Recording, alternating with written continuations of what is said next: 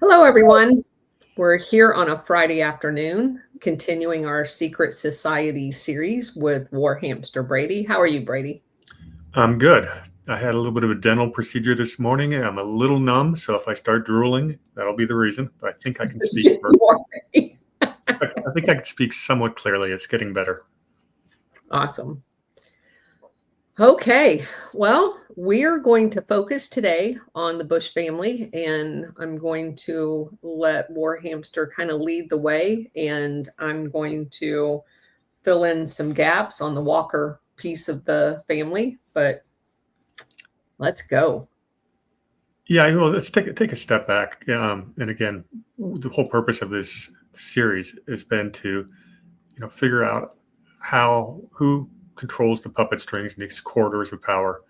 And what we're finding is, you've got families going back centuries.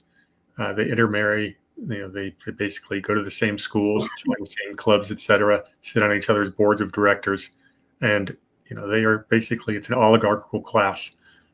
It's the big club that we ain't in. And one of the best examples of this in the 20th and 21st century was the Bush clan. And you really can't talk about the Bushes without some of the surrounding families that they've been around.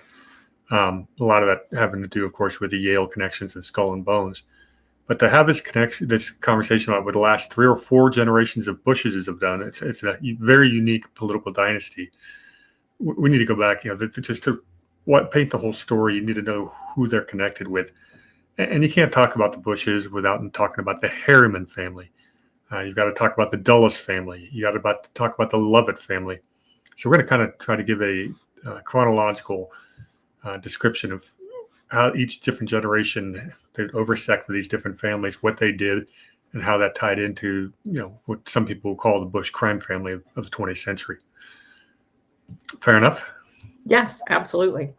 I wanted to start with a quote, and this is from our good friend Woodrow Wilson toward the very end of his presidency. He kind of, this guy, he was a, if I can pull that. He was an academic. Excuse me, that's the tongue. Who basically became president of the United States. Well, he'd figured things out after 2 terms, and what he said was, I'll give you the full quote here. Some of the biggest men in the United States in the fields of commerce and manufacture know that there is a power so organized, so subtle, so complete, so pervasive, that they had better not speak above their breath when they speak in condemnation of it. And we have a pretty good idea of what they're referring to. But that's really these are the puppet masters, the shadow state, and even the president of the United States, talking about these captains of industry, even they won't go head to head with them. And that's pretty much the story we're going to tell today. But we've got to be careful when you go into genealogy type conversations, because there's some very lazy work on the internet. When I was looking into the Bush family history, and it's important, it is a big part of the story. Hold on, where'd I put that? The genealogists at the New England Historical Genealogical Society, pretty reputable bunch. The main guy they have there is a guy by the name of Gary Boyd Roberts, and he's a senior research scholar emeritus at a foundation that does nothing but genealogy. So we're going to consider that a pretty good source, right? You would think. He says, and how they measure the way someone's related to somebody is that 1024th, like Elizabeth Warren. Yeah, I mean, there's some of that too, but these bloodlines, these connections, they're going to blow your mind. He goes, in addition to his son, the 43rd president, George Herbert Walker Bush, the 41st president, was also related, albeit distantly, to President George Washington, John Quincy Adams, Millard Fillmore, Franklin Pierce, Abraham Lincoln, Ulysses Grant, Rutherford B. Hayes, James Garfield, Grover Cleveland, Theodore Roosevelt, William Howard Taft of Skull and Bones, Calvin Coolidge, Herbert Hoover, Franklin D. Roosevelt, Richard Nixon, Gerald Ford, and Barack Obama through the Massachusetts Hinckleys. 18 former presidents of the United States have some kind of tie to the Bush family. Pretty amazing, huh? So one of the big highlights when I first began this, when I was reading Anthony Sutton's book, and he made the point that FDR was related to all but two of the former presidents. Yeah, I've heard similar. And, FDR, well, FDR is a fun one. We talked about it last week because of the Delano family, and they pop up in the Bush story. FDR's, the Delano side of it, against, once again, opium smuggling family. That's where they made their money, the Delanos. Going a little deeper into that. So that's 18 presidents that the Bushes are related to. How about 16 first ladies, including both Ellen and Edith Wilson, Mamie Eisenhower, and Nancy Reagan? So 16 first ladies. You kind of get into That's crazy. Kind of get the picture that you have to be from certain families to even be considered for the top political positions. Unless your last name is Trump. Yeah, well, he's an exception in many ways. Yes. And yeah, there's people, you see some genealogy that Trump's related to. I don't know, you heard like the Queen of England and stuff like that. Maybe I'll check it on the same source, see what they say. All right, some more Bush connections, because there's some interesting ones. Other political figures: John Hancock, Stephen A. Douglas, Oliver Wendell Holmes Jr. All right, here's a big one: Henry Cabot Lodge the First. You remember that name? He features prominently in Operation Gladio often. Yeah, and well, his son Henry Cabot Lodge II. He was Nixon's VP candidate in 1960. Was an ambassador to the UN, but Cabot Lodge the First was was real good friends with Teddy Roosevelt, and he basically he's the one who proposed a bill so we'd have secret elections. So that's a good thing he did. But he's the big senator from Massachusetts. He would stop the League of Nations after the Treaty of Versailles. He was very much opposed to it. But basically, his structure is what ended up becoming the United Nations. And of course, he's a guy, big war hawk, supported the Spanish-American War, pushed the United States into World War I. That's Henry Cabot Lodge first. And that's what I was trying. What I noticed is all of the precursor Gladio kind of regime change stuff had a lodge there, and then a lot of it post World War II has a lodge involved in it as well. Yeah, and the other thing you're going to find out about it is a lot of these big names are going to be either Democrat or Republican. That is completely bipartisan. It is about a corrupt machine, not a political party. A few other names that he's related to: William Rehnquist, Mitt Romney, Sir Winston Churchill. And I thought just some other non-political names. I've got Ralph Waldo Emerson, Oliver Wendell Holmes, Betty Davis and Katharine Hepburn, Henry and Jane Fonda, Michael Douglas, the actor, the Beach Boys, or some of them, Eli Whitney, of course, from the Whitney family, Norman Rockwell, and to close out, both the British and American Astor families all have some kind of genealogy to the Bushes. That's just crazy. Yeah, it really is. I mean, I could see, being related to a few presidents, what have you, but our political system has been that incestuous. And again, I'd like to see the methodology of how these genealogists make the connection. Because if it's a 38th cousin 6 times removed, it doesn't really. But if there's a connection, these people keep their records and say, okay, well, this, well, he comes from the right bloodline, so they have to keep those books. If that's how the selection process works, then we're a lot less of a free society than we thought. And we've always known there's cronyism involved in politics. It's just we're not breaking anything new, but it's just the extent of it that's kind of shocking. I agree. Well, so we're going to go into the Bushes, which means the Walkers.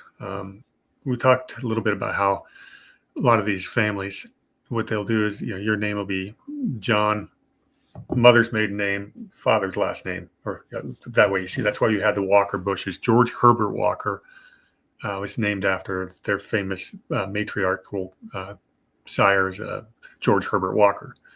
And that's very common with these families. But why don't you jump in and tell about the history of the Walkers? Because they've been around this country a long time and have been very prominent. So, you go back here. we come, so the Walkers come in with, are you sure you don't want to talk about Prescott Bush? Because he marries the Walker. Well, I was Um, hoping to do I was hoping we do Walker first and then jump in okay. because All right. I think Grandpa George Herbert Walker was probably Okay. where. So Dorothy Walker marries Prescott Bush, and that's where the uh, Walker family intertwines with the Bush family, and we'll go into Prescott Bush in because he's kind of the linchpin to everything. So she's the daughter of George Herbert Walker Sr.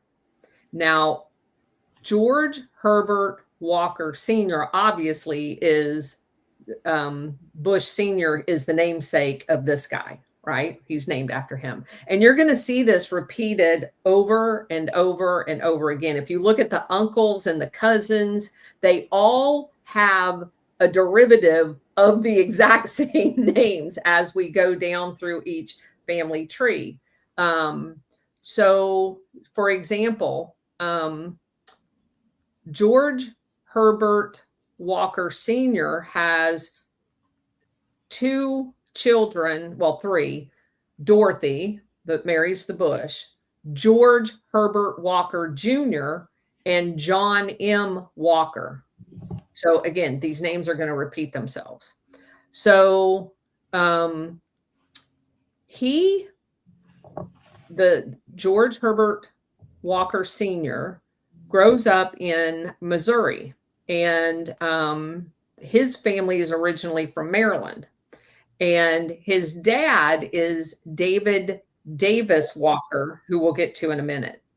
And he goes and sets up a dry goods store in Bloomington, Illinois.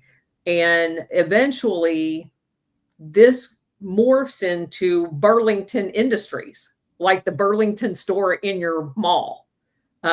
He's kind of the godfather of that whole thing. So Walker is a Roman Catholic. He actually went to a Jesuit boarding school, and very interesting. And let's see, he created a banking company called G.H. Walker and Company in the year 1900. He also helped organize the 1904 St. Louis World's Fair, and he was intimately involved in the Democrat Party in the Midwest. So there was a company that I see a lot in Operation Gladio research around the early 1900s time. That's spelled America, but it's Amerika. And so Walker became president of W.A. Harriman and Company's investment company, and took control of a part of that organization that was a transatlantic shipping enterprise out of Hamburg, Germany. Let me So, let me jump in on that real quick because the how he became the partner with the W.A. Harriman Company is a fascinating story. You have to go back to E.H. Harriman, one of the famous railroad robber barons of the late 1800s. And he had two sons. Well, I think he had three. There's two that are notable. One was Averill Harrington, and his brother, who we'll get to in a second. Averill Harrington was a member of Skull and Bones. And his younger brother was a bonesman the following year and classmates of Prescott Bush. So that's the Harriman connection. And it goes even deeper than that. But the Harrimans, Averill Harrington, at the time his father passed away, that's E.H. Harrington, was the rich. He inherited more money than any person in the United States history. And we can go deeper into the whole railroad robber barons. I've got a lot of notes on that. But E.H. Harriman is, he produced a lot of the money for a lot of these shenanigans. It's really important that we talk about how they got involved. and what's important about what you just said is the locking up of the railroad side with the shipping side, because that's how arms trafficking, drug trafficking, and all of this other um, transportation happens is many of these families have within their close proximity the access to the shipping and the railroad for the transportation. So when they were doing the bootleg liquor from Britain and bringing it across to Canada and down into the United States, they use these networks. So it's very important to understand those connections. And so that's a little bit about, oh, and they also had connections through the senior, let's see, George Herbert Walker Sr. to a whole bunch of other, the Missouri Pacific Railroad, Union Banking Corporation, American International Corporation, and also a company by the name of Brown Shipley, which was a private bank in London. And its history goes all the way back to like 1800. So very close ties to the city of London banking industry. Yeah, and it's worth pointing out during the railroad wars, Harriman almost crashed the stock market in 1901 when him and J.P. Morgan were fighting over Northern Pacific. It was a big deal. The stock of Northern Pacific went from about $114 a share to over $1,000 in a 3-day period. There were short squeezes everywhere, and finally, Harriman and Morgan had to play nice and basically say we're not going to require the shorts to cover, and they basically stabilized the markets. J.P. Morgan was a scoundrel in many ways, but he has stabilized markets. 1895, he helped save the gold standard, dumped about $62 million into bonds. But you talk about the London banking connection. E.H. Harriman basically created a consortium. He's a Wall Street banker, pretty sharp guy, had gotten involved in the railroad through marriage and did really well at a young age. The guy only died in his early 60s, so he made a ton of money. But he basically got together a consortium. First guy he was working with, his financier was Jacob Schiff. Jacob Schiff, of course, was a agent of the London Rockefellers. I'm sorry, the Rothschilds. He also had J.P. Morgan here taking care of the equity side of things, underwriting railroads, Rockefellers producing the oil, Carnegie's and steel, and J.P. Morgan's railroad partner is a guy by the name of James Hill, and he was another really prominent railroad guy. These people made a ton of money during the they call it the Second Industrial Revolution, which is about 1870 to 1914, where we had this massive expansion of railroads. Generational fortunes were built and lost. And that's the reason why they were down in Latin America, locking up all of the custom houses for trading partners and building the railroads down there to facilitate the Sullivan and Cromwell crowd of the expansionism to create a market for all of the goods that were being manufactured in the United States. So this is not just a story about America. This is a story about world conquest as well. Oh, absolutely. And you can see it's for commercial purposes. The people, you've got the richest trusts in America, the industrialists, this new American money is looking to expand internationally, and they need the help of the U.S. government. That's why they put their people in place to determine what our foreign policy would be. They had to have their people in the State Department. They had the right committees, the right institutions. So that's really the big picture of this whole thing. And Harriman was a member of the group that went to Russia in the immediate aftermath of the Bolshevik Revolution and did railroads throughout Russia as well. So just a few links. But here's another part of this and it seems, again, going back to the whole bootlegging, railroads versus shipping and all that other stuff. George Herbert Walker Sr. has connections to, at the time, what I found in doing research into a lot of these founders prior to the CIA being created, where we were using the wealthy people as part of the OSS and feeding into that. If you go back into their backgrounds, a lot of them have links to mafia. And one of the links to mafias were racetracks, right? So you would not be at all surprised to find out this guy was created a syndicate with W. Averill Harriman and built Madison Square Gardens and the Belmont racetrack for horse racing. And they actually called it a syndicate. That is where the Walker Cup came from in the U.S. Golfing Association, because he was involved in that as well.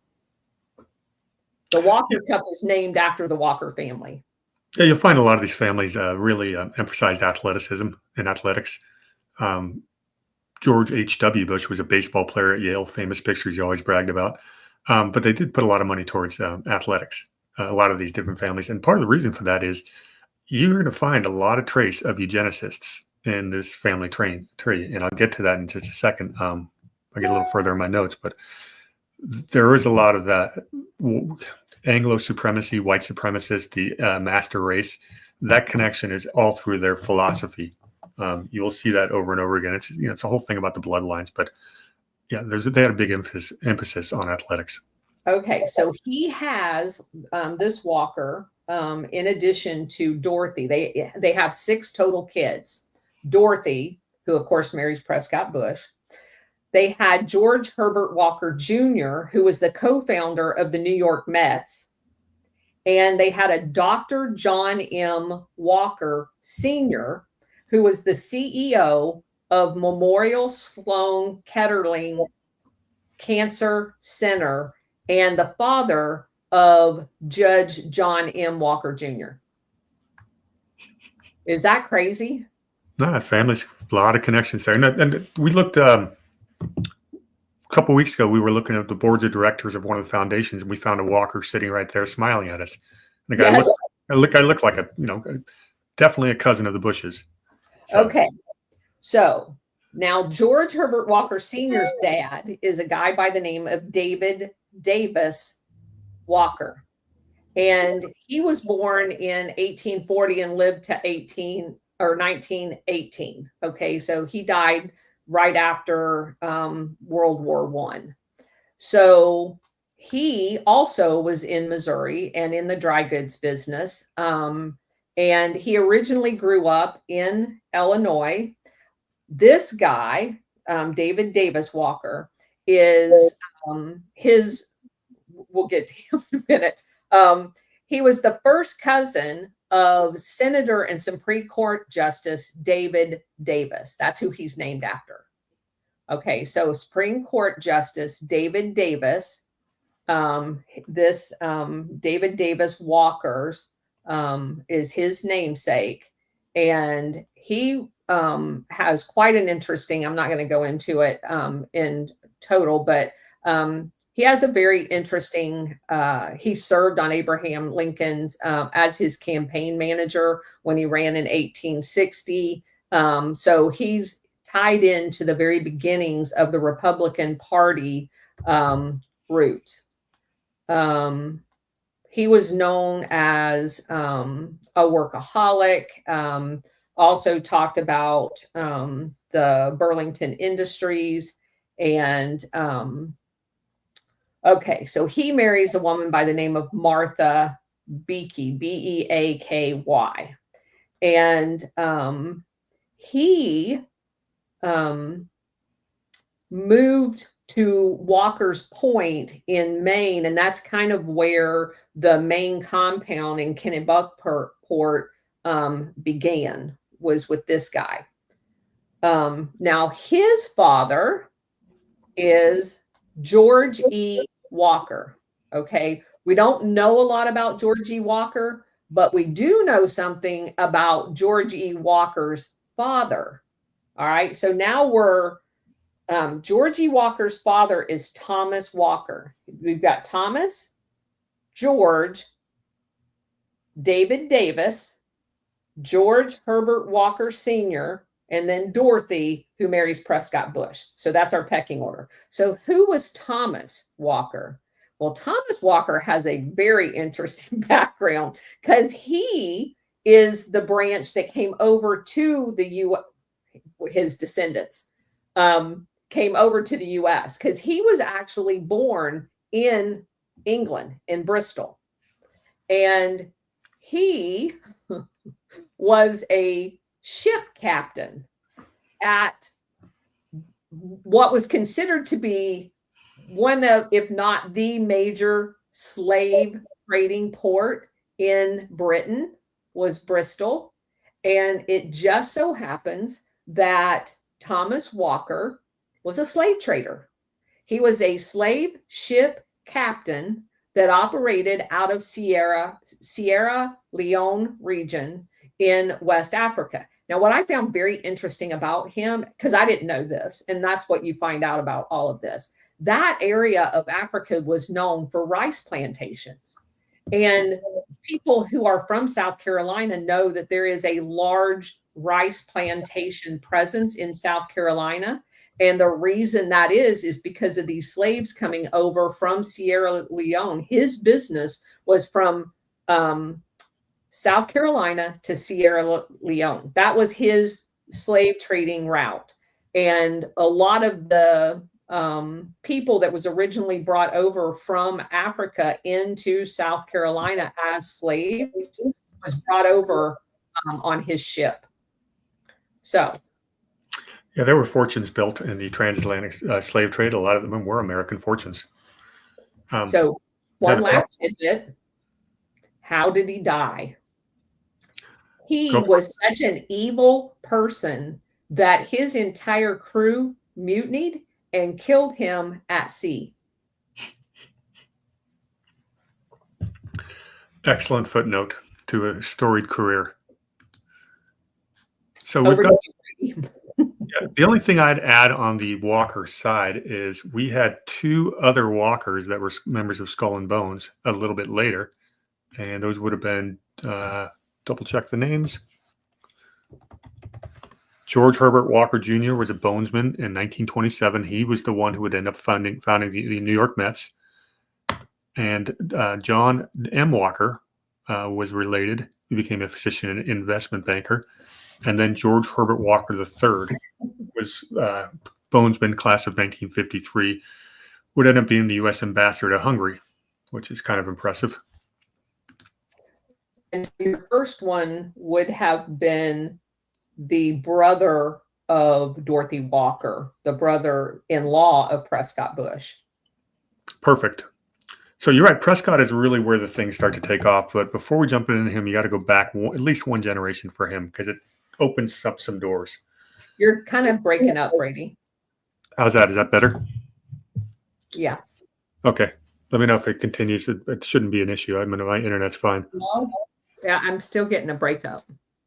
Let's see what the audience says. That was better. Okay. Yeah, that's good. Okay. I'll just try not to move. So we got to go back to Samuel Bush, who was George H.W.'s great-grandfather, Prescott's father.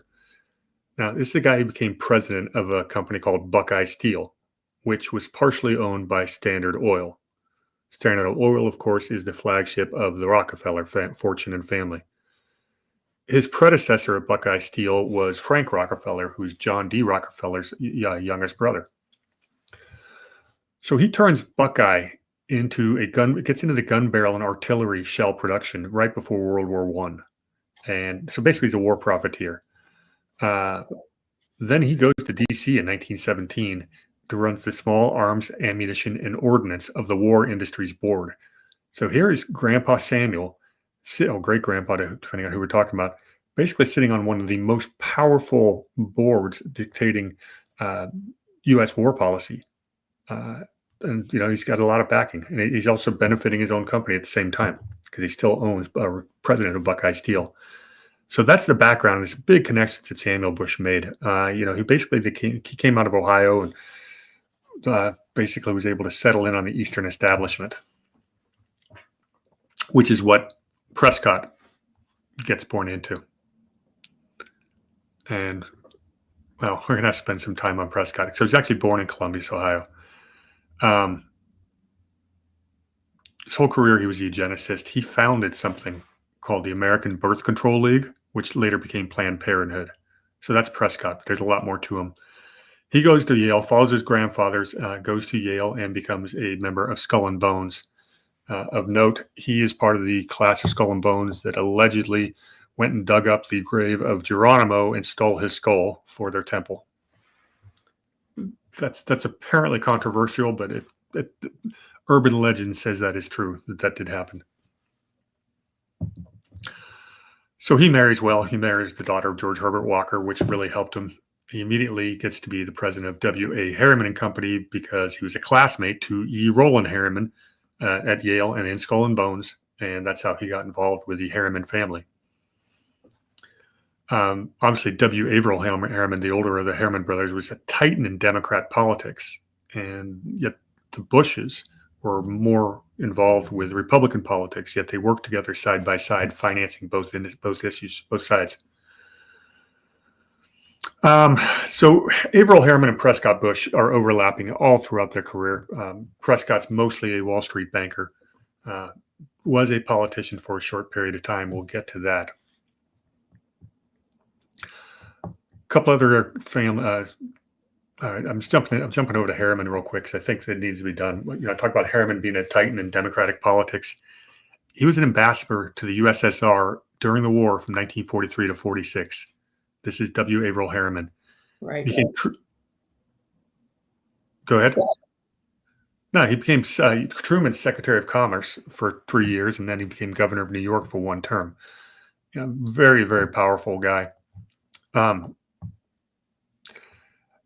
Another guy who comes into the play with these guys is Robert Lovett, and we discussed him a bit last week, but he was a bonesman in 1918. We'll skip back to him in a bit, but I wanted to bring him up here because he's part of that same class as Prescott Bush and the Harriman boys. All the three of those guys were Skull and Bones at about the same time. And I want to, before you jump off of Averill Harriman, I want to point out a couple of things. His time at the National Recovery Administration, the NRA was basically, there was a law that was that it accompanied this organization, and it basically, according to Anthony Sutton, was the insert into a fascist / socialist, basically transforming America. It was the first attempt to make us not a republic, because it kind of basically went back to monopolies with all of these trade organizations and labor and all of this other stuff for massive control by the oligarchs. Well, the law was struck down as unconstitutional, and that's how we ended up with the kind of New Deal, which was kind of the socialist light version of the original law that he tried to pass. And Harriman was instrumental in this effort. So I just wanted to add that. Excellent. So Prescott Bush, I think he does 2 years in the war and then joins Harriman and Brothers. About 10 years later, Harriman Brothers merges with the Brown Brothers. Brown Brothers, a very old Wall Street firm founded in 1818. Drove a lot of the growth of Wall Street, underwrote some of the earliest railroad deals, real big driving force of Wall Street becoming the center of finance in the Western world. So these two firms merge in 1931, and it's called Brown Brothers Harriman. Just call them BBH. And it's going to be really prominent in the rest of the story. The original founding partners included two Brown brothers, two Harrimans, both Roland and Averill, Prescott Bush, Robert Levitt, once again Skull and Bones, and interestingly, a guy named Moreau Delano of the Franklin Delano Roosevelt. Yeah, he pops up in these founding fathers. And it's a very legitimate Wall Street bank. Timing's interesting. This is 1931, 2 years into the Great Depression. And not the best time ever for banking, unless you happen to be on the right side of certain trades. I was going to say they did fine, though. Yeah, well, it's because the ones who knew it was coming were able to buy up a bunch of shares on the cheap from everyone else. Yes, they knew it was coming. You ever heard this theory that the reason the Federal Reserve actually caused that was because they were trying to go after Bank of New York? Yes, I have. Bank of New York at the time was known as the Jewish Bank. and the Federal Reserve was not considered the Jewish bank, despite a lot of people. Some people think the Jews own the Fed. Well, maybe an awful lot of Jewish people are involved in the Federal Reserve. But the New York Fed actually tried to bankrupt Bank of New York in 1929. Didn't succeed, but they came close. There was a big divide on Wall Street between the Protestant banks and the Jewish banks, and the Protestant ones most certainly had the power until, all the way through most of the 20th century. You make arguments now that Goldman Sachs and a few of the other Jewish-based banks, but there's more crossover now than we had 50 years ago, when certain Wall Street banks would not hire a Jewish person, period. But there definitely was that war going on. And I also want to make mention, because I think it's important to keep focusing this internationally too. Like we were talking about with the Harrimans in Russia and doing the railroads and stuff like that. You're also going to find, according to this book of Sullivan and Cromwell, which I know is one of your favorite topics, that Averell Harriman also hired Sullivan and Cromwell to complete what was referred to as his pet project, financing the electrification of Poland, because he was actually involved in electrification with GE of Russia. And so they also moved on. Harriman had agents in Poland, and the Sullivan and Cromwell's office in Berlin actually helped them accomplish that task. And so I found that very interesting. Yeah, you bring on the Dulles brothers. That definitely ties right into the next chapter. So we've got 1931. Prescott's a founding partner at Brown Brothers Harriman, and most of his clients had a lot of big customers that were basically German interests that he's dealing with slightly illegally. A guy by the name of Fritz Thyssen, who owned what's called United Steelworks, that was a Prescott client.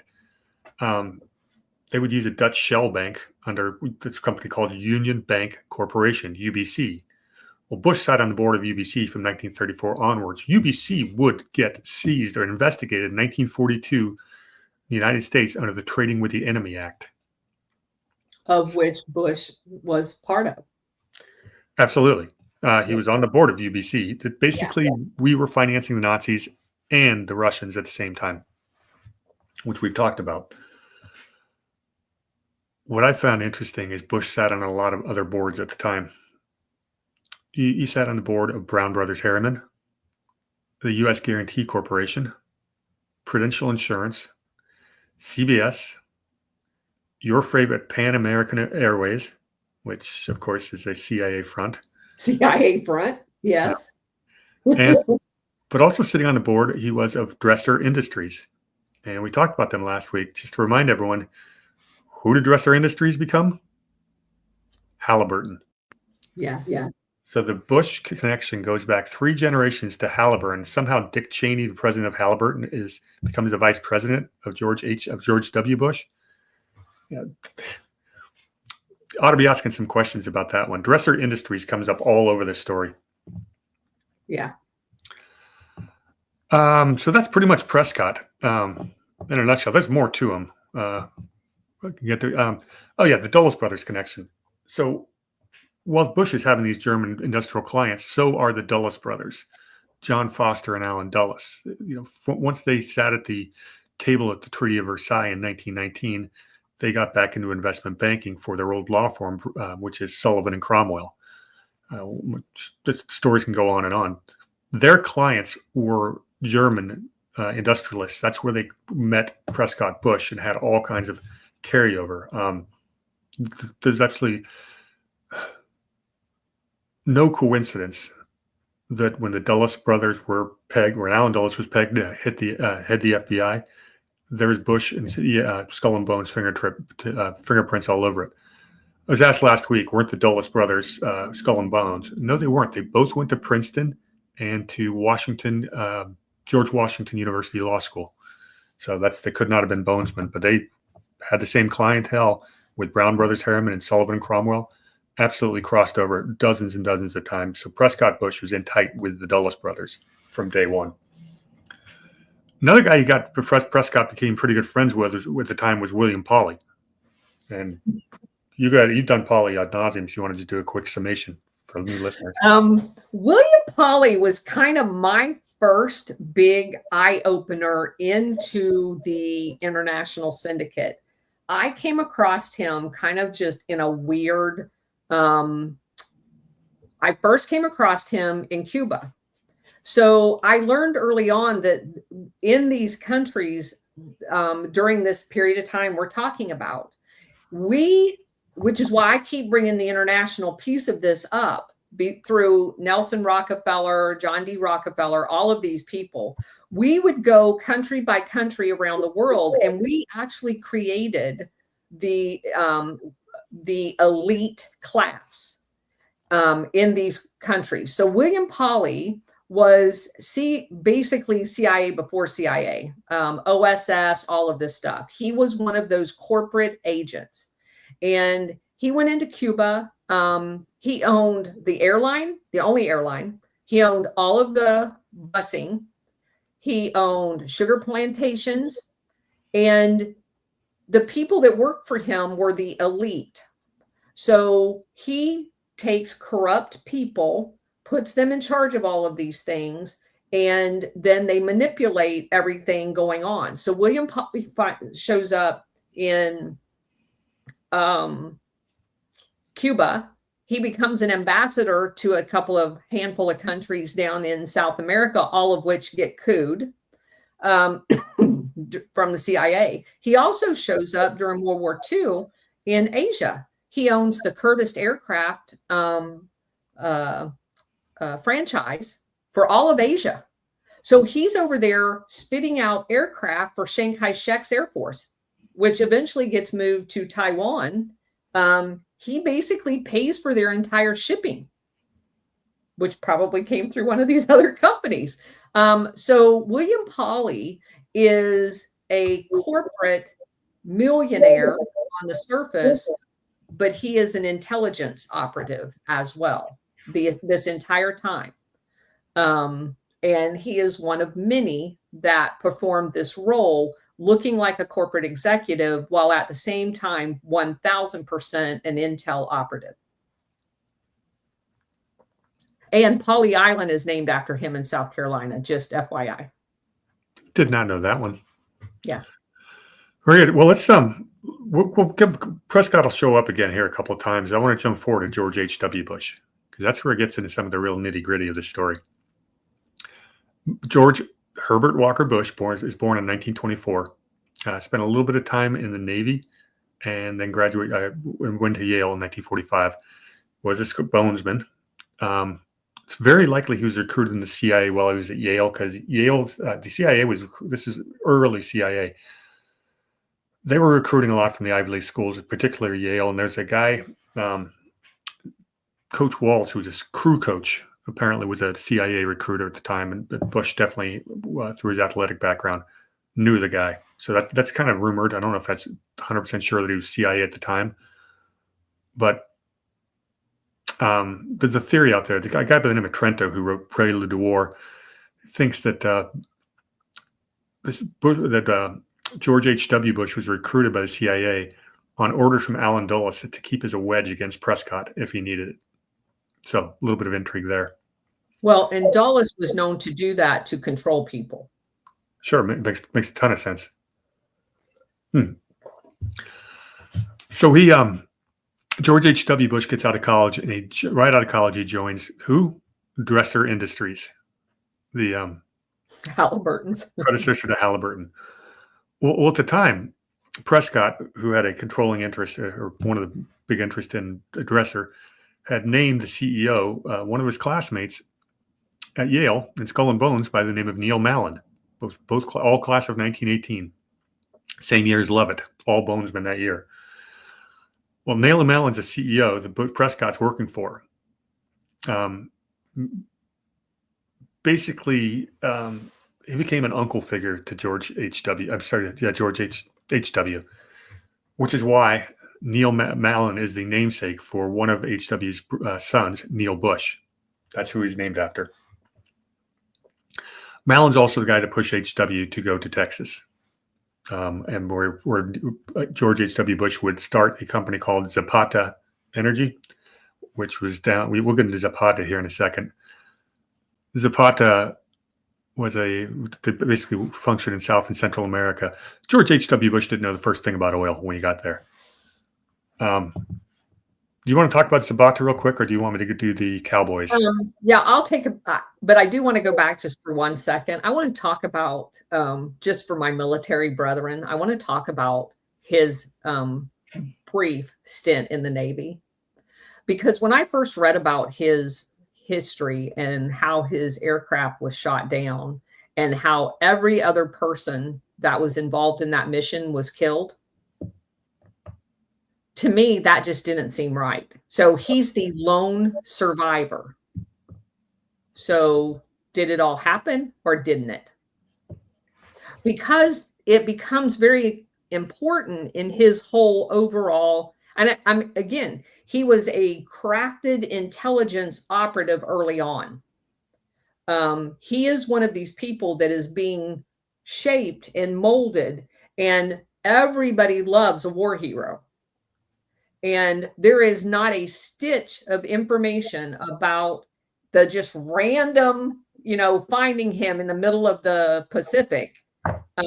They just so happen to find him and he's still alive and everybody else is dead.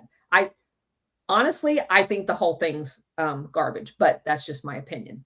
Because it fits in the line of everything else.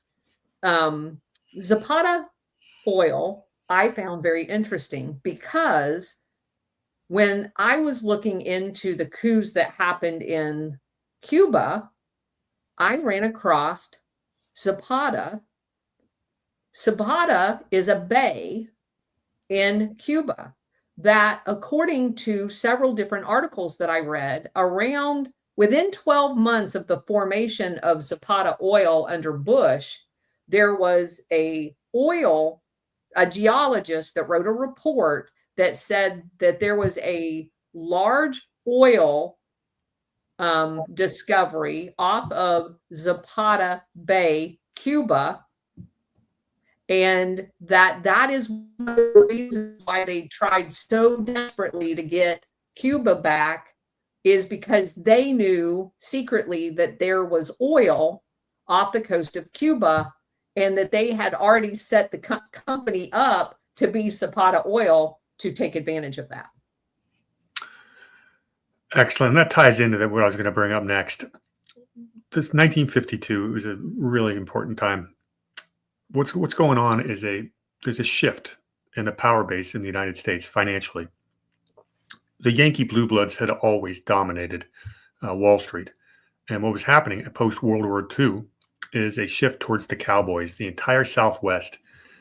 This is for both oil and the defense industry. And the Cowboys want to have an influence on foreign affairs, just like their northern brethren. And there was a bit of a cowboy and Yankee war going on to some degree. Obviously, sending Bush, who's absolutely George H.W. Bush, who was born and raised a Yankee, down to Texas so he could become a cowboy, is a very interesting way of mitigating that. Did Wall Street and big oil, big defense end up working together? The answer is yes. But at the time, there was a problem, and it was a political issue. So 1952, there was... What's that? So you infiltrate it. Exactly. So 1952, and again, these are Ivy League, skull and bones members are going down into Texas and Florida, et cetera. So that is infiltration. If you want to talk Cowboys versus Yankees. 1952 is the election of Eisenhower. And there was a thing going on called the draft Eisenhower, because he could have won as a Democrat or as a Republican. Yeah. So these Republican moneyed interests, this would be the Prescott Bushes, would have to work very hard to draft Eisenhower to be a Republican, which they did. And it worked out pretty well for those moneyed interests. Nixon would be Eisenhower's VP in 1952, basically to get the representation of the Cowboys. He was, California guy, all his California moneyed connections. That was part of the defense industry, Cowboys, they called them. This would start. The Eisenhower government is the start of American interventionism. I mean, we talk about they were doing some things beforehand. For it to be part of our actual policy, That's when it started. There's a ton of Brown Brothers Harriman links to Nixon. There's a book called Family Secrets that describes even more links to Prescott Bush. At the time, here's the link. Dresser Industries was expanding into Whittier, California.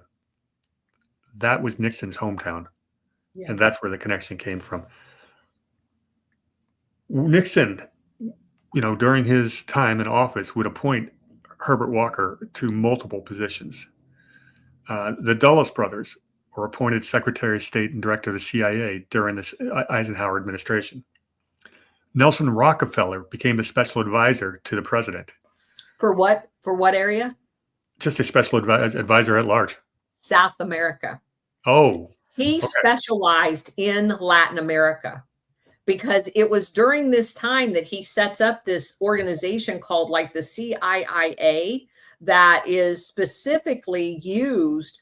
And it was their money that started the whole Wycliffe Bible College, Bible translators from the Summer Institute of Language that all goes down into Latin America and scouts out the indigenous Indians for slaughter. Yeah, Eisenhower's role specifically focused on Latin America. Excellent. Who else gets appointed? Well, in this friendly Eisenhower cowboy-backed administration. Oh, remember my good friend Lovett? He became the Secretary of Defense under Eisenhower. Oh, little circle got their guy in office. Something's created called the PIAB, the Presidential Intelligence Advisory Board, which is basically just the unaccountable independent intel board who's accountable only to POTUS. Who sat on that first PIAB was Lovett. So let me explain something to everybody because this is huge, what you just said. Truman created the 10-2 National Security memo. And 10-2 basically is what gives the CIA the capability to do covert action. And in addition to the 10-2, 10-4 memo was the Presidential Intelligence Advisory Board. So you have the kind of trifecta, if you will. You have the CIA, the National Security Council, and the presidential, and all of these people all knew each other and had worked together prior to Eisenhower, very close-knit group. So they now have a lock on everything to do covert operations, which kicked, as you said, into high gear during Eisenhower as part of the creation of NATO. And you have to keep in mind that Eisenhower was in Germany after the war as basically the precursor to NATO creating Operation Gladio with all of his counterparts over there. So just to put that in perspective. No, that's good. It's very good stuff. So I got lost in my notes for a second. All right, so we're on the PIAB. The chairman of the PIAB is worth mentioning, and that was a Richard Russell Jr., who's a big LBJ supporter. LBJ was a Democrat wing of the Cowboys. Without a doubt, he's a big internationalist. Richard Russell, no relation to the, I don't think he's related to the founder of Skull and Bones Russell. I could not find a link there. But it's interesting about him. He also sat on the Warren Commission with some other interesting people. That's that Richard Russell Jr. Dulles had a pilot project in the Caribbean. He was setting up in April 1553. That's where H.W. Bush and Mallon met to meet with Allen Dulles. That's how the funding from Zapata came through. But really, this is what Eisenhower is all about. That's when all these pieces were put into place. We'll get more into H.W.'s presidency in a bit, but should we introduce George W. Bush? Well, let me make one comment about your Dresser Industries, because they ended up hiring a guy or a company that was M.W. Kellogg Engineering. Do you know what it grows up to become? Kellogg Brown and Root. Which, of course, is kind of if you're not going to use Halliburton, you use Brown and Root. I mean, those two are like the two largest, and they all come from basically the same background. Yeah, and there's a lot of money from military contracting, not just in weapons and stuff like that, but there's a lot of food, a lot of everything, and there's money to be made. Um, Well, and that's the important part of going through this chronology that you're doing, is because you see that Eisenhower is the one that in 1950, it was Truman that got us into the Korean War. And you have Eisenhower, who commits the forces to Vietnam initially. He does the several coups, throughout his presidency. But you see the escalation starting with Truman, and you see they're in bed with the defense contractors. They all went to school together. They've all colluded together. And so after World War II, they did not want that demand for weapons to go away. And so they created the hierarchy of Operation Gladio, fake countries, fake banks, all that other crap to perpetuate this war machine. And what we're describing is how it's all tied together. And I just didn't want anybody to miss that. yeah, it's the only time in U.S. history we didn't downsize after a war. Correct. And there's a very good economic reason for the justifiable one historically is we never got out of the Great Depression. FDR had terrible policies. We had to get into a world war and nationalize the government into a war-torn economy to get us out of the Great Depression. 1929 through 1939, there was no growth. In fact, there was a lot of terrible things. Americans were suffering.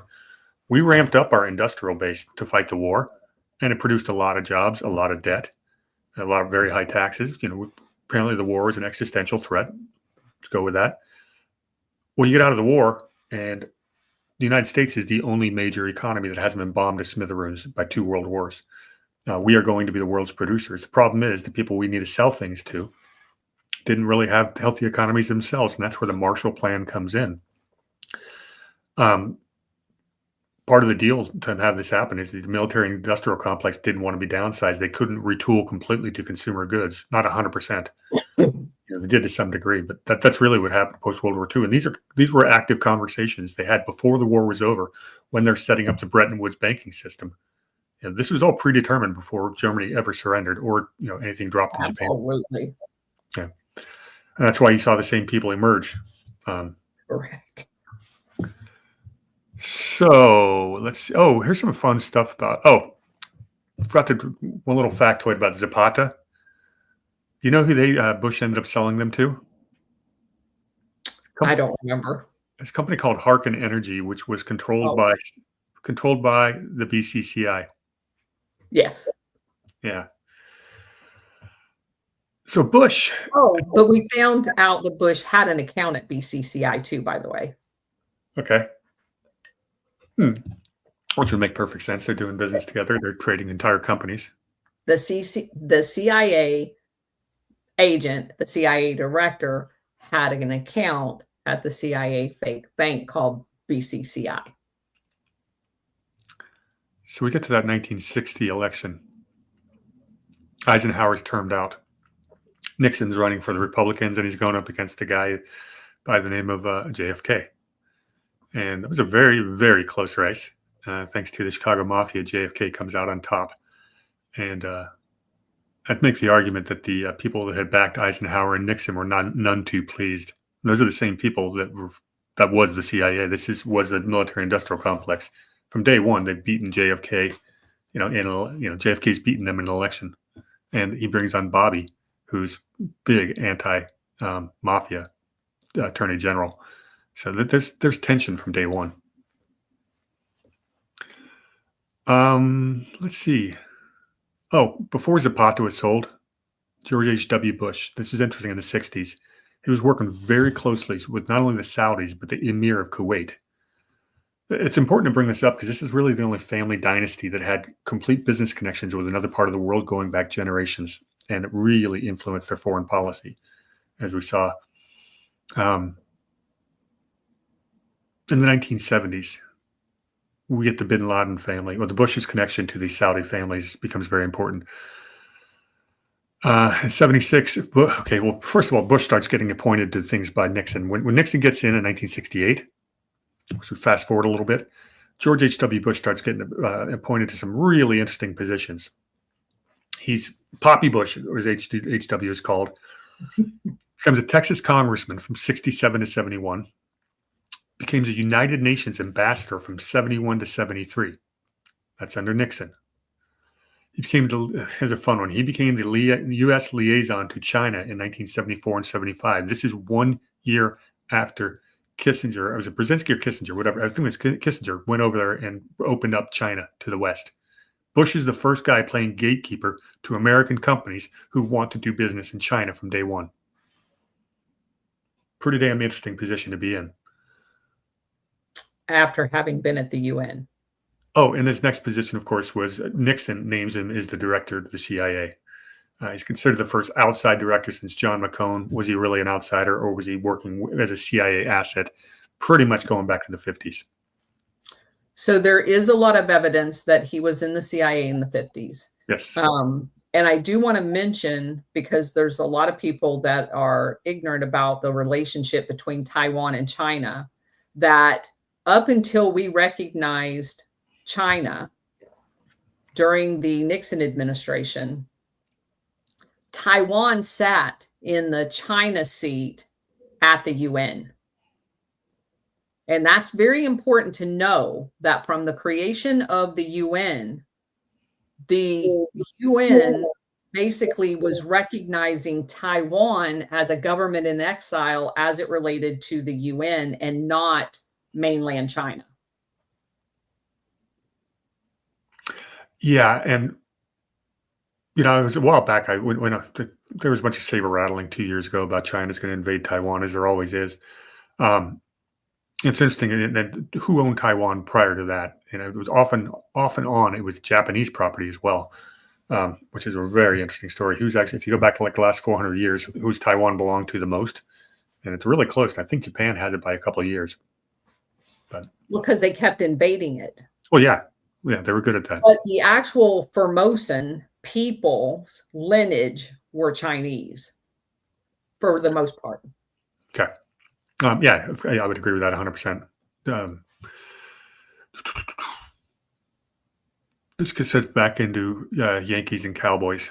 H.W. Bush really was the liaison to connect the Yankees and the Cowboys. The Southwest being the new promised land. There's some great books on that. I can put the link. I can put the links in there. But one is a really good book called The Yankee and Cowboy War by a guy named Carl Oglesby.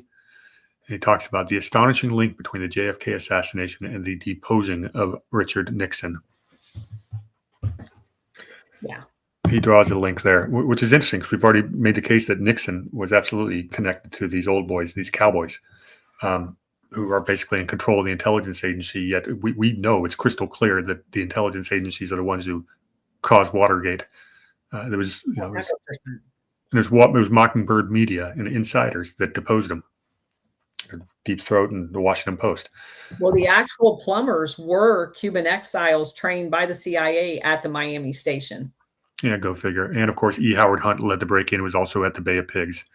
Correct. We talked about that over and over again. Oh, he was also in Dallas in 1963, but correct. I'm sure that's just a coincidence. Yeah. So that's your boy George H.W. Bush becomes the director of the CIA in 1976.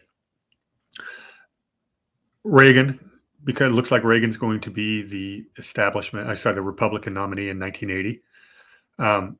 Was interesting. It's a fascinating thing going on. How did George H.W. Bush become his VP, especially with his storied background? Well, this is who the Cowboys wanted.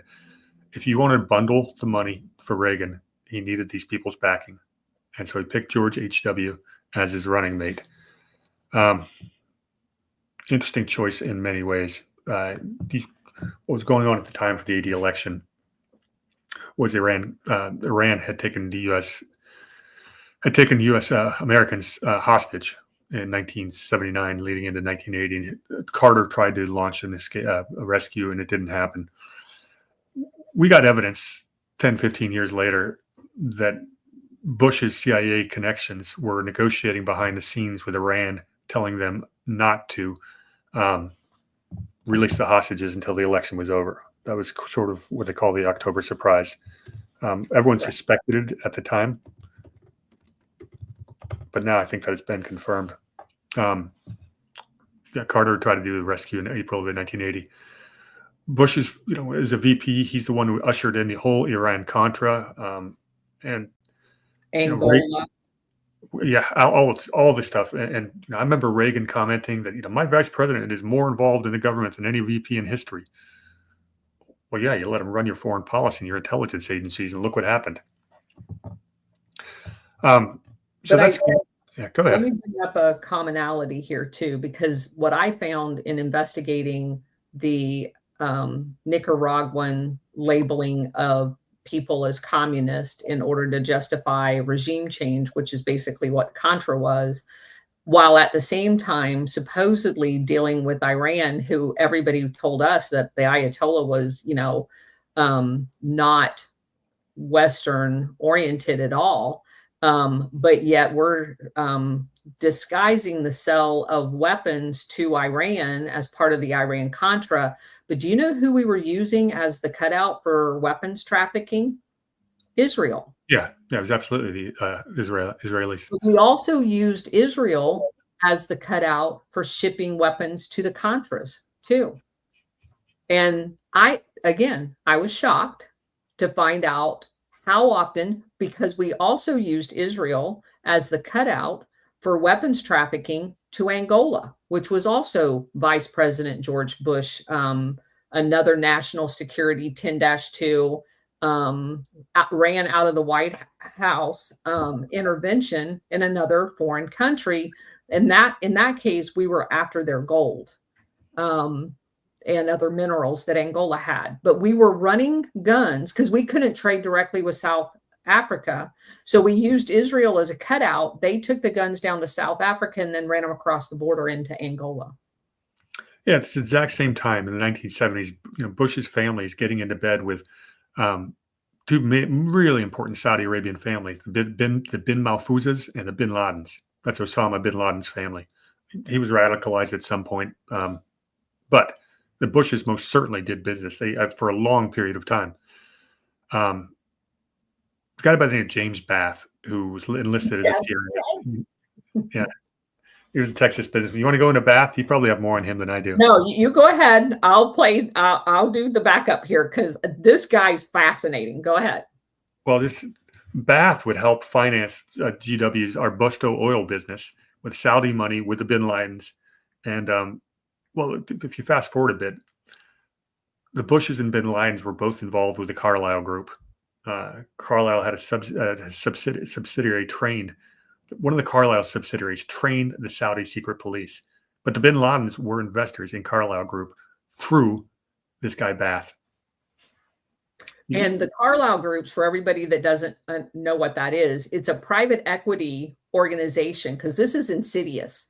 It was a private organization, a private equity that bought shares of all of the military industrial complex as investments. They took outside money from all kinds of different sources as private equity to buy this large stake in military industrial complex. Well, what happens for anybody that owns a large stake in military industrial complex? They want perpetual war. And so you have this entire Carlyle Group who are the beneficiaries of the military aid and foreign aid going to all of these countries, one of which large portion was Saudi Arabia. And so you have the Carlyle Group advocating through lobbyists for foreign aid to Saudi Arabia, while at the same time, Saudi Arabia is part owners of the Carlyle Group from an investment standpoint, who is basically getting dividends from using our money to buy their weapon systems in a place that they own through the back door, a share of the weapon system companies. So our taxpayer dollars are being donated to a foreign government who is using those to buy from the military industrial complex, and they're getting kickbacks through their investments in the Carlyle Group. Just want to make sure everybody knows that. Yeah, they say all wars are banker wars, but remember, most of those banker wars are investment banker wars. And that's what these guys are. They are investment bankers. And then on an international scale, that's what the Dulles brothers were. That's what Brown Brothers Harriman has been. That's what most of these intelligence people are bankers. So back to Bath.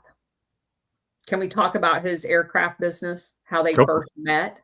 Please. So the way they all first met, the Bin Laden family and the, however you say the other guy names, Mahfouz, who basically was like the central banker for Saudi, because he shows up all the time in the BCCI because the Saudis were a big investor in the fake CIA bank called BCCI. So you have the construction company, Bin Laden. The Bin Laden family was basically like that Brown and Root in America. They're very similar as far as the business model. So you have the Bin Laden family, billionaires, and you have this Mahfouz guy who is like the central banker for the Saudi Arabia. And they have a large need. They basically become kind of the go-to guys for anybody over in that area that wanted these large luxury aircraft. Well, Bath owned a company that took basically excess aircraft from either airlines or military or whatever, and he converted them into like $100 million airplanes. I'm like just outrageously over the top, gold plated, this, that, and the other. And that's how he originally meets these two people.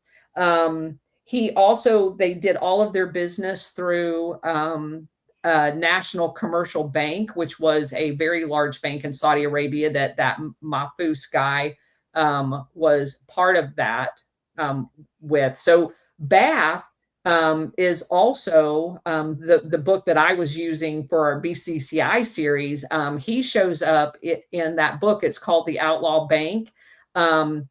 As part of the whole BCCI and the money laundering stuff, he's right in the middle of that as well.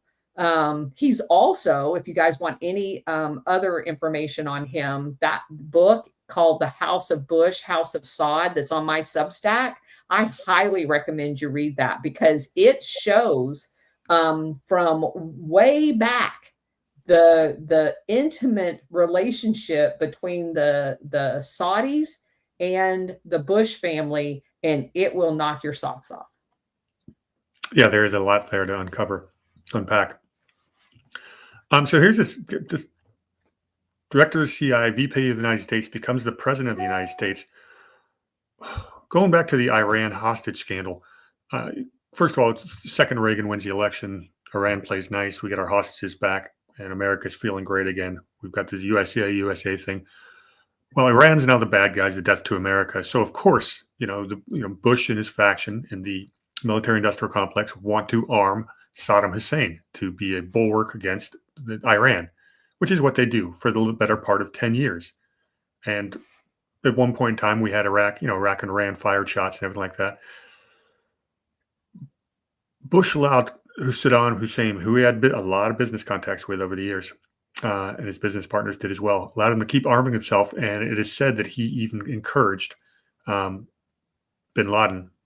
Hussein to invade Kuwait, despite the fact that Bush had Kuwaiti business connections. The second he crosses into Kuwait, obviously we unleashed holy hell in the first Desert Storm operation.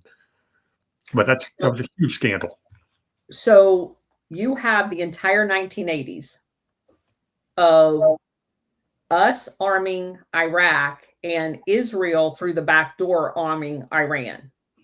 Europeans are doing both sides as well. So there is about a multi-year war, like tens of thousands of people are dead as a result of the war between Iraq and Iran, all through the 80s, like almost the entire decade.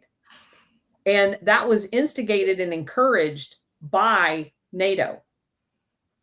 And you have, during that same time, Iran, we created, and this was all part of Bush's part of this as well. We created the thing called the SAVAK, SAVAK. Major General Norman Schwarzkopf, our Norman Schwarzkopf of Desert Storm, dad was the creator. He was that's why if Norman Schwarzkopf, when he talks about growing up and spending time in Iran, his dad was over there creating their national police, which were butchers. And so all of this drama between these two things. So I want to explain about the whole invasion of Kuwait, because I had just got to Italy the day they invaded. What happened in the lead up to that, the week prior to it, about 5 days before that, the UN or the US ambassador liaison to Iraq tells Saddam Hussein, we understand that you're right. Kuwait has been horizontally drilling into Iraqi oil fields, stealing your oil. You have every right in the world to make them stop and get your oil fields back. So whatever you feel necessary to do, you just go ahead and do that. Know that you have our backing. So Saddam Hussein, within the next week, launches the attack on Kuwait, and the Kuwaitis, working with Bush, are the Kuwaiti ambassador's daughter gets up in front of Congress and says that they were dumping babies out of incubators and all this other stuff. That was all coordinated by Bush's CIA, who obviously is not part of the Bush thing right now, but that was all an orchestrated, because I mean, as far as Bush being literally the CIA, because he's the president, this was all orchestrated. Well, you know, that's what you just described is called Iraqgate, and it really wasn't going to be investigated, and it really didn't get investigated for like another decade, which is too bad. The guy who blocked a lot of those investigations was a guy by the name of Bill Barr. And we've ever seen him do that before. But, you know, George H.W. Bush during the election went from having an approval rating of 89% all the way down to 37% in just 14 months. Now, he got just wiped out by Clinton and Perot in 1992. But he went from being a very popular president when, you know, first invasion with Iraq started to when all this scandal started coming out. That includes Iran-Contra. On Christmas Eve of 1992, 1 month before leaving office, he issues a pardon for Caspar Weinberger, who was getting investigated criminally for the Iran-Contra stuff. And that put a stop to all of the bodies that could have been uncovered and unburied through Iran-Contra. We never got through that. So everyone's ticked off about Joe Biden pardoning his son. Well, there's precedent, you know, of doing something to block the investigation. And again, that pardon didn't have a crime named with it. It was a blanket pardon. That's not constitutional. That's blanket immunity. You shouldn't be able to do it, but we set the precedent. So we live with it. And that's your boy, George H.W. I mean, there's a lot more to him. We got time to talk about George W. Go ahead. He is a handful himself. So even with all the scandal about his dad, his grandfather being running the only company ever to be investigated under the Trading with the Enemies Act, his dad being CIA, all these Iraq scandals, all these Iran scandals, all these Zapata offshore connections, all that stuff, our media is friendly enough that he can step right in 2000 and succeed Bill Clinton. Well, yeah, you can say whether he actually just like stepped in. I mean, we do probably need to mention the hanging Chad thing. Sure. Talk about the 2000 election. Well, because it literally changed every election after that, right? The whole driven electronic voting system happened as a result of the 2000 election. Now, you know, to me, that was one of the most pivotal points in American history during our lifetimes. Yeah, without a doubt. And who was he running against? Al Gore. Mm-hmm. Gore's got an interesting connection in there as well. Best part was in 2004 when it was Bush against John Kerry. You had Bonesman versus Bonesman. Thought that was pretty impressive. Given Kerry's background. Yeah, go ahead. Well, you know what to say about George W. Bush. I mean, everyone already knows. We know he's skull and bones. We've got all kinds of these connections. In his presidency, what did he do? He started another war in Iraq. And obviously he did that by manipulating the intelligence agencies to lie about their intelligence product. There were no weapons of mass destruction, but he was going to have his war no matter what. Well, in his war, you have Richard Pearl. One of the most fascinating things in all of the research that I've done was I found the document that Richard Pearl and Frank Luntz wrote on behalf of Israel that describes a marketing campaign to sell the second war in Iraq. Yeah, well, you remember the movie that came out around the same time, Wag the Dog? Yeah. They couldn't have. That was. I got to feel that was pretty accurate.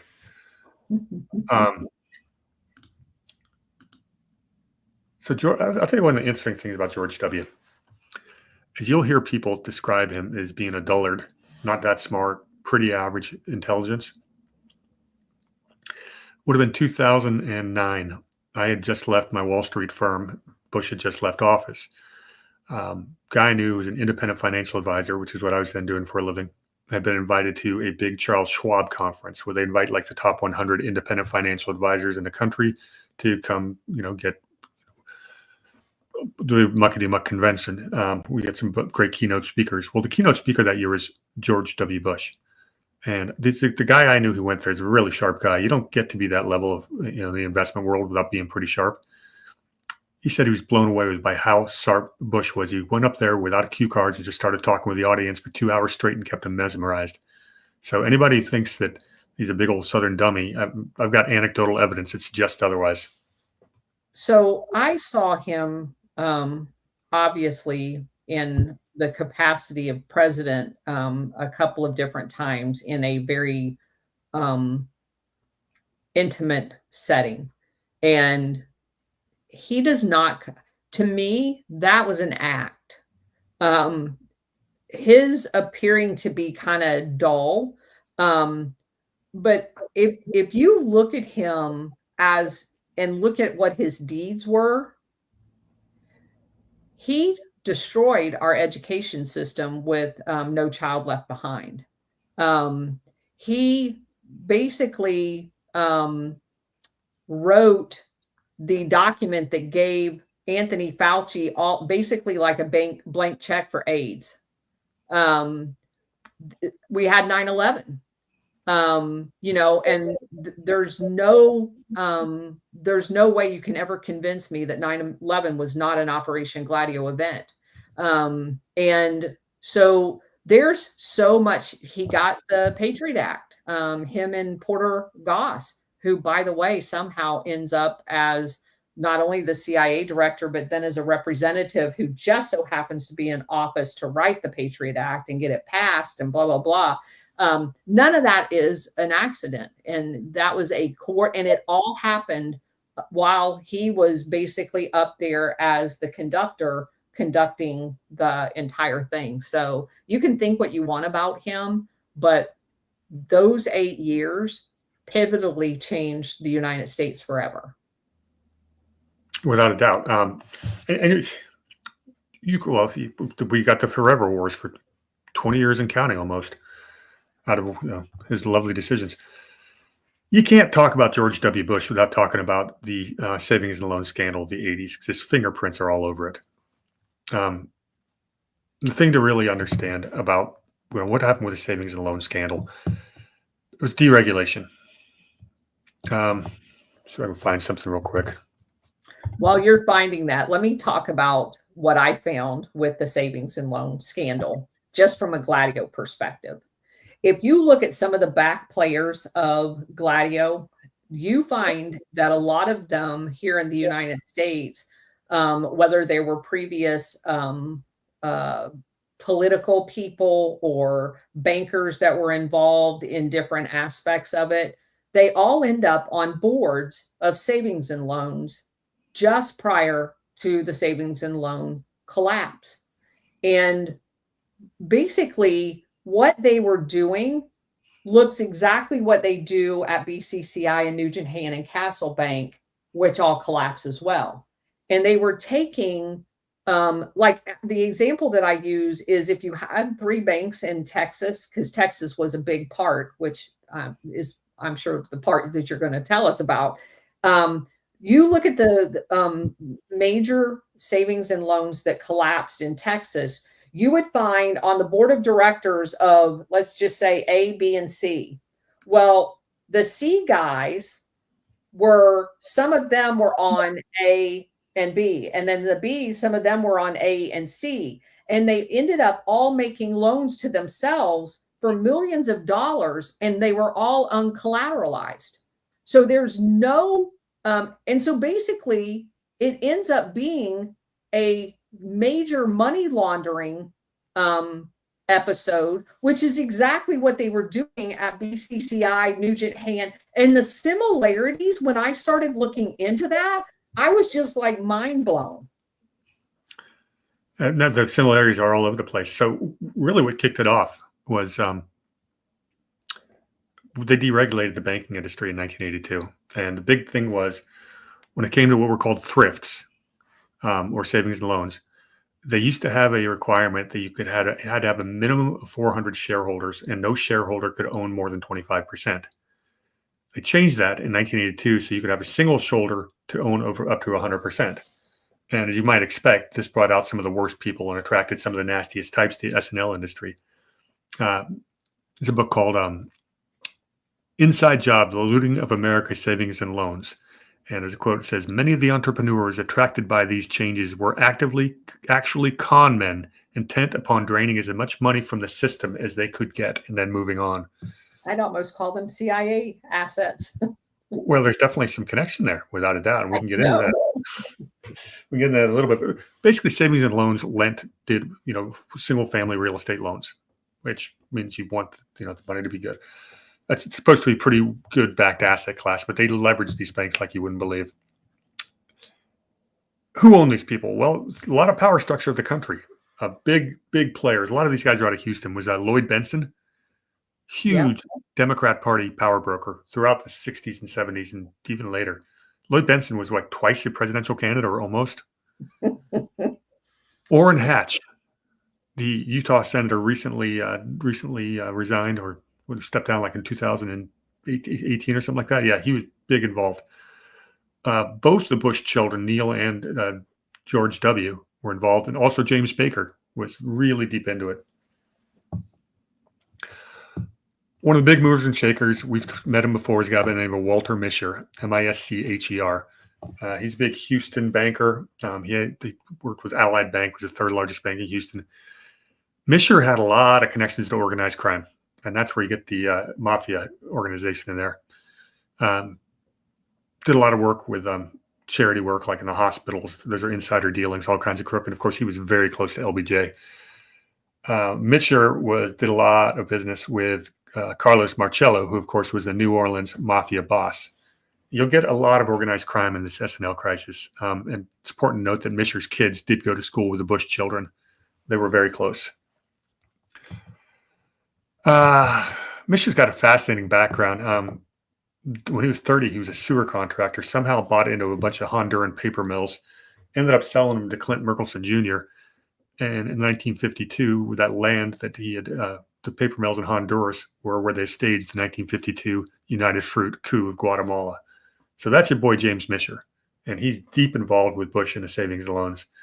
He also bought a bunch of land in Texas where the drug planes in Iran-Contra were landing. One of the biggest losses. Go ahead.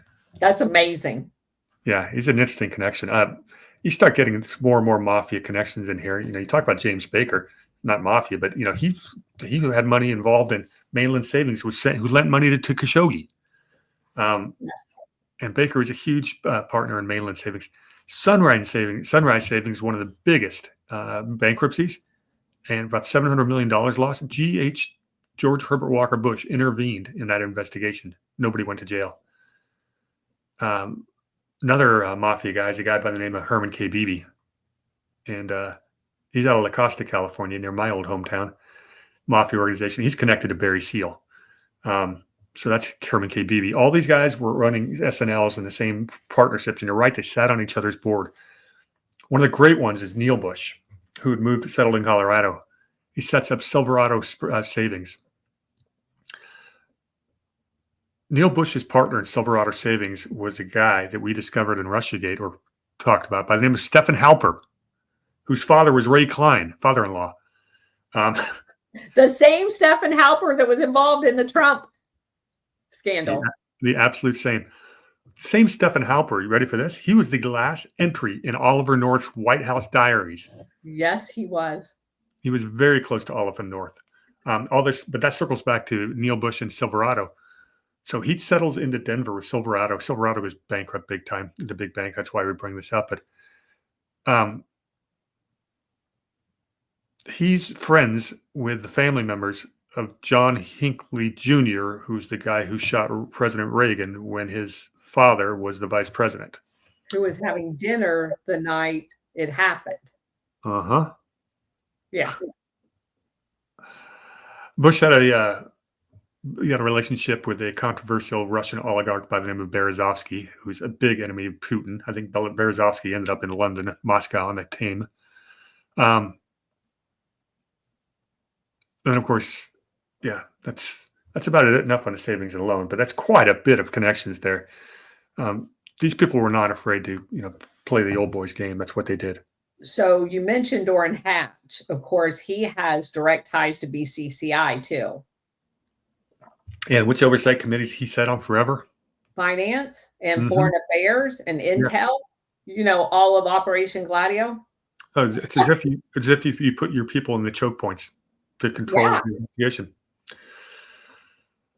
Well, I think we beat up the Bushes pretty good. Again, we don't know who was in Skull and Bones after 1997, but I'm sure they're going to try to, we haven't seen the last of the Bush political dynasty, but I do think it's great that both Bushes, on their way out the door, had their approval ratings drop over 50% in their final year. So maybe we've had enough of them. I don't know that we have not seen. I think after what happened to Jeb Bush in Florida and the complete humiliation that, and the Bush family in Texas is basically dead as well.